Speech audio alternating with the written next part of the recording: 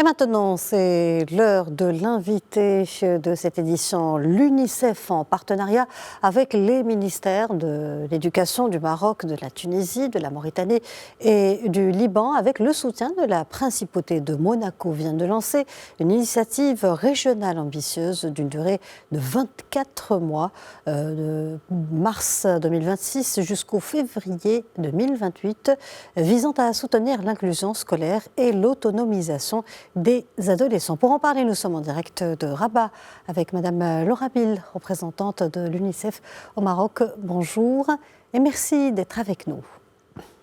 Bonjour, merci de m'avoir aujourd'hui parmi vous. Alors, tout d'abord, l'UNICEF déploie des efforts au Maroc, en Mauritanie, en Tunisie et au Liban pour améliorer l'éducation et la protection des enfants. Quels sont les objectifs spécifiques de cette initiative régionale de l'UNICEF ? Alors effectivement, nous joignons nos forces au-delà de nos frontières pour placer l'autonomisation des jeunes filles au cœur du développement humain en réunissant les 4 pays, le Maroc, le Liban, la Mauritanie et la Tunisie. Et nous avons 2 objectifs spécifiques qui structurent cette initiative régionale.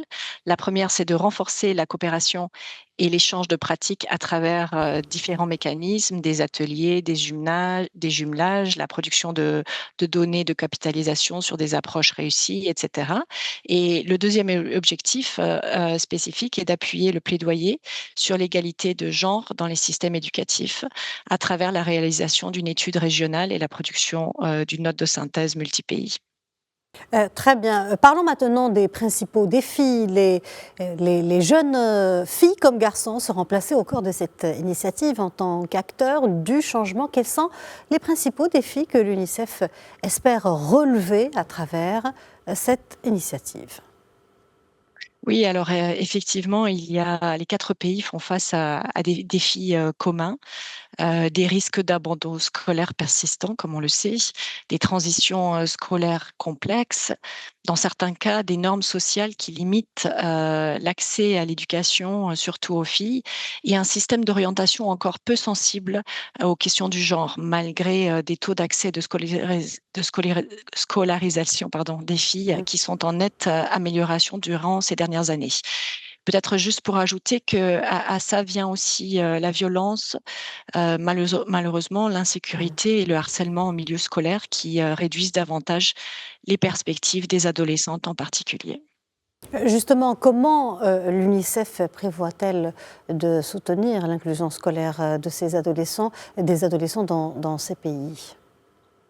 Alors, comme organisation internationale et globale, nous disposons d'une stratégie mondiale de développement des adolescents et le plan stratégique global de l'UNICEF considère les filles adolescentes comme un accélérateur transversal de tous les résultats d'impact.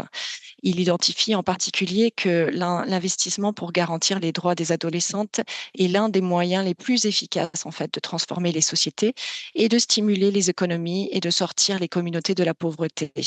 Donc ça c'est une approche qu'on utilise et l'autre approche est évidemment aussi la politique de genre de l'organisation que nous allons aussi mettre en œuvre dans le cadre de cette initiative multi-pays. Quelle est la cible de cette initiative en termes de nombre d'adolescents bénéficiaires ? Alors, nous avons des adolescents et des adolescentes qui vont bénéficier, plus de 24 000 élèves et leurs familles, mais aussi nous avons les cadres pédagogiques et administratifs, ainsi que des acteurs de la société civile qui vont aussi bénéficier de cette initiative multi-pays. Et comment, on se pose la question, comment les ministères de l'éducation des pays participants vont-ils collaborer avec l'UNICEF pour mettre en œuvre cette initiative ? Alors, comme on l'a mentionné, c'est une initiative régionale qui est fondée sur la coopération sud-sud et le partage d'expériences. Donc, cette initiative vraiment vise à renforcer les échanges entre les différents systèmes éducatifs des différents pays, les établissements scolaires aussi, et les autres acteurs locaux des 4 pays pour qu'ils interagissent et documentent ensemble les obstacles, valorisent aussi les bonnes pratiques et co-construisent des solutions susceptibles d'être adaptées et répliquées dans les différents contextes où on va travailler. Donc c'est vraiment une initiative qui incarne l'essence même de la coopération Sud-Sud.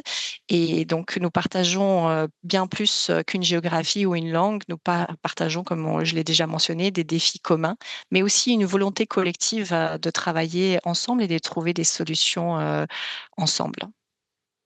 Parlons maintenant du soutien. Comment la principauté de Monaco contribue-t-elle à cette initiative? Alors, la Principauté de Monaco est un partenaire historique de l'UNICEF ici au Maroc, mais aussi au niveau global. Et je tiens d'ailleurs aussi à les remercier pour ce partenariat de longue date. Leur soutien est de différentes manières. Donc, d'une première part, ils sont activement engagés dans l'éducation et la protection des enfants, en particulier la protection des filles. Et donc, ce nouveau partenariat avec l'UNICEF et avec le reste des pays, des 3 autres pays, contribue en fait à renforcer la rétention scolaire au niveau du secondaire.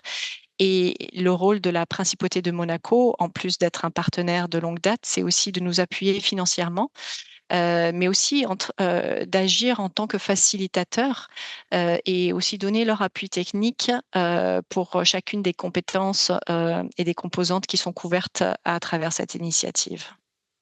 Laura Bill, une dernière question concernant les objectifs et les résultats. Quels sont les résultats attendus de cette initiative pour les adolescents et puis les systèmes éducatifs des pays participants? Donc, il y a plusieurs résultats qui sont attendus. Le premier peut-être est plus lié au système éducatif des différents pays pour qu'ils disposent des références opérationnelles partagées et aussi basées, comme je l'ai mentionné tout à l'heure, sur des pratiques qui sont réussies et qui leur permettent de mettre en œuvre des environnements scolaires qui sont sains et protecteurs et favorables particulièrement au maintien des filles à l'école. Le deuxième résultat, c'est tout ce qui est avoir des bonnes pratiques éducatives qui sont identifiées à travers le jumelage et les échanges qui vont se faire pour les établissements et les centres de formation. Et le dernier, c'est les études contextuelles qui seront menées dans chacun des pays pour analyser les facteurs liés à l'abandon scolaire des filles, le profil aussi des enfants qui sont en dehors du système éducatif.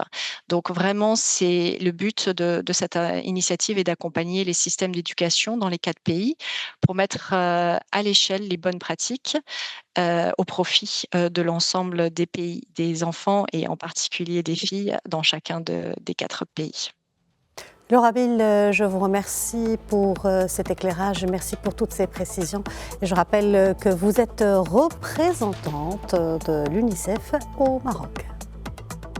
Merci à vous.